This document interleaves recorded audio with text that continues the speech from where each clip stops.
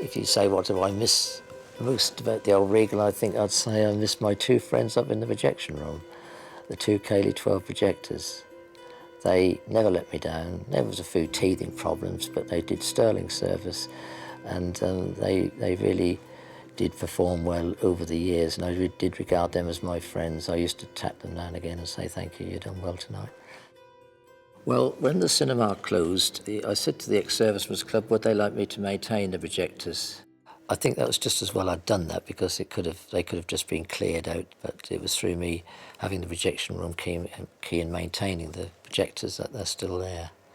The first time I came into this projection room when I was about 12, and I came up here to play the records for the music before the film, and they were all 78 records at the time. And I'd also opened the curtains, which was operated by a hand cable drum on the wall. In addition to that, on a Saturday evening, I would get fish and chips for the staff. They had 3 shows on a Sunday, so they always had fish and chips. And we kept them warm on this carbon arc. I think it was sitting on the stool in the corner there and watching the projectionist lace up the projectors and what they were doing, and I marvelled at that. Because you feel nowadays that you're not really giving a presentation. Whereas with 35mm, you would have to be there whenever the film started. You would check the focus, check the racking. When the parts went through, especially like on the first run, if it wasn't spliced together correctly, it could go out of rack.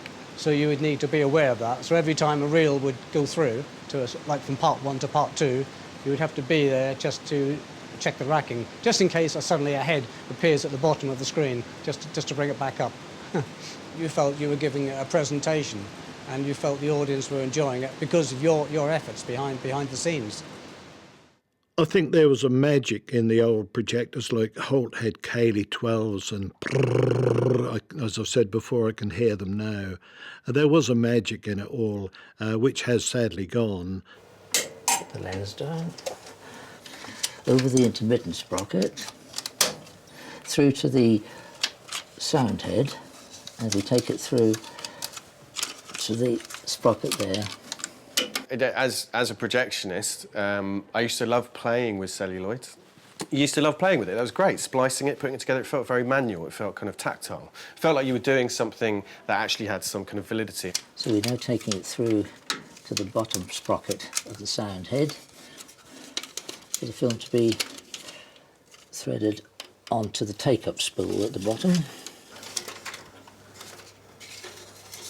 There is a certain amount lost now. I mean, it was an art. A projections was an art. You were the last one in the chain to entertain the general public. You had the directors, the actors, the producers, what have you. You were the last one in that chain, and you had to make sure you put on a good show.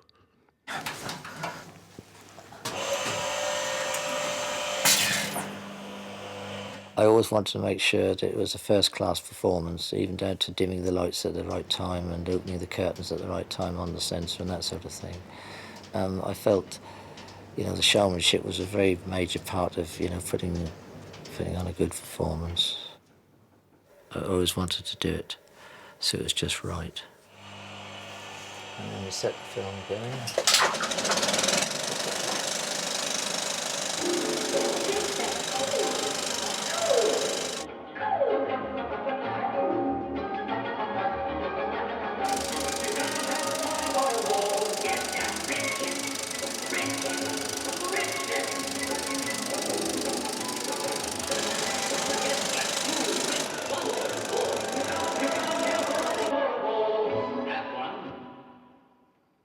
When I was doing